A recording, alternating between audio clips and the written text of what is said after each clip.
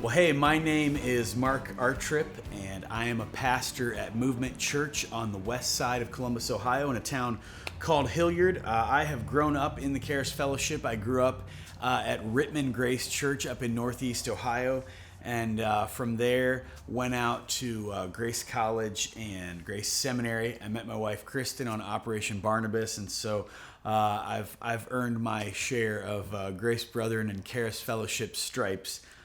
Movement Church is a church that we planted in 2012, and with a heart to plant more churches, we planted Three Creeks Church in 2017, and just recently we sent another church called Contrast Church in 2020. And I think what I have in common with everyone that would be taking this boot camp, watching this process, seeing this video, whether you're doing a plant, whether you're doing a revitalization, a restart, whether you're in a moment of pivoting or shifting with your church, and whether you're looking at the future, I think that we all have this in common, that we love to start new things, and we love to start things from scratch in some way and see them take on new life. And so today I want to talk to us about exactly what our footprint is as a church. I think that most churches have a personality. Most of them have a DNA, a vibe, if you will. And I think it's important as you're working with a church and with an organization to know what your footprint is. Some churches, unfortunately, really have no footprint. They have no impact, or they realize that that's faded over time. And so it might be that they've gotten inward focused. It might be that they've just been trying to keep the lights on and get a new parking lot for a while. But it might be that they've used their outreach-minded muscles once upon a time, but haven't really used them in a while, and so they've seen some atrophy. And so I think it's important first for us to think about the church that's in your mind, the church that's in your heart, the church that you're dreaming to the future. What is the footprint, and what will be the footprint of that church? Most of you are familiar with and probably have seen our materials even leading up to this, of the strategic planning model that Assist works with. We want to know who you are, who you're going to reach, how you're going to reach them, why you're going to reach them, and where. And so as we've already kind of clarified who we're going to be, who we're going to reach, and how we're going to reach them, we want to talk about that why. But more specifically, we want to talk about your purpose statement. Why your church exists, why your movement exists, why your organization exists, is to fulfill your purpose. And so you have to ask yourself, what is our purpose? After you know that, you can decide the best way to hit the bullseye, and you can answer the other questions. And so I want to ask you, what is your purpose? The first thing that you might want to ask is, what is the purpose of the local church? Well, purpose is not our strategy. Purpose is why we exist. Strategy is the method that helps us accomplish it, and strategy and methodology and systems help us go after people. But the reality is that those things can change. And here's an example.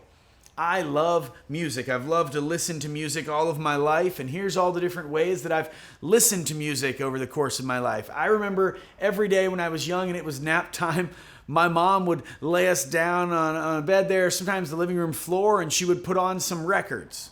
And we would listen to music, and sometimes they'd skip, but I loved music, and we would listen to records. Now, when we went to my grandma's house on Thursday mornings, and we rode in her Ford Granada, some of you know what that is, some of you won't, we would find the 8-track tapes that she had left over from high school, and we would pop those in the 8-track player, and we would listen to music in that way. And so I've listened to records, I've listened to 8-tracks. When I was young, I bought all my DC Talk albums on cassette tape, and Audio Adrenaline and Other People. And then I remember the first time I got a CD player in 8th grade, and I would do my algebra homework listening to that CD. And then I remember when I got to college, and suddenly I had my first Mac laptop, and I had to take all my hundreds of CDs and import them into my iTunes library. And then I remember just what seems like 4 or 5 years ago, I finally had to admit that MP3 library was irrelevant, because why would I just want those songs when I could pay a small monthly fee and have access to basically every song ever with Spotify?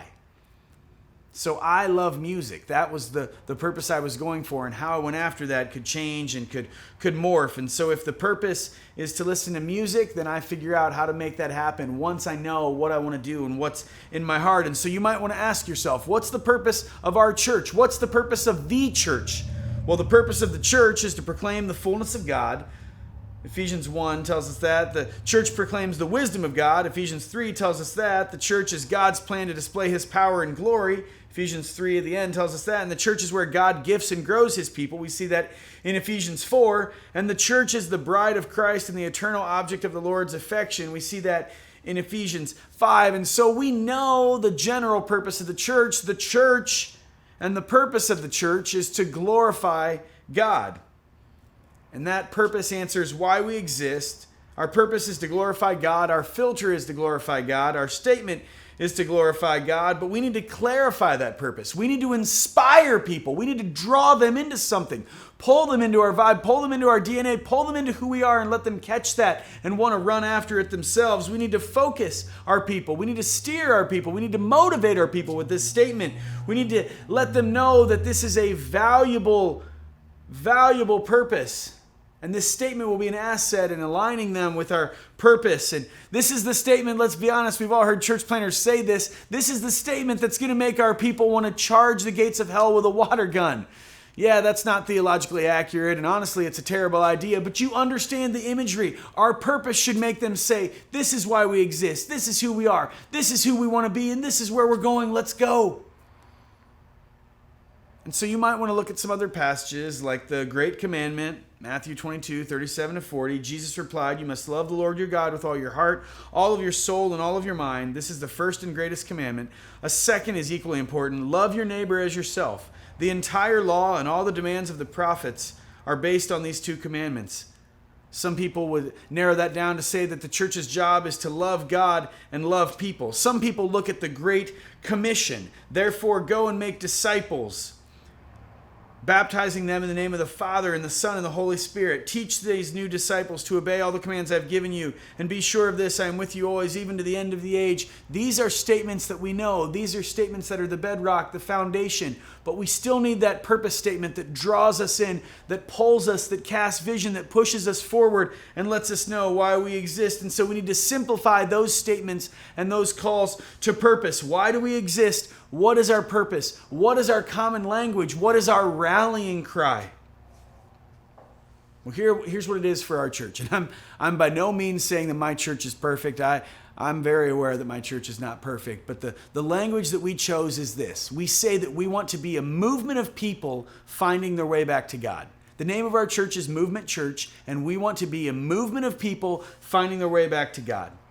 Now, I once had someone say, that sounds kind of new age spiritually. And I said, well, let me read you the verses where it came from. And it's out of 2 Corinthians chapter 5, verse 19. It says this, for God was in Christ reconciling the world to himself, no longer counting people's sins against them. And he gave us this wonderful message of reconciliation.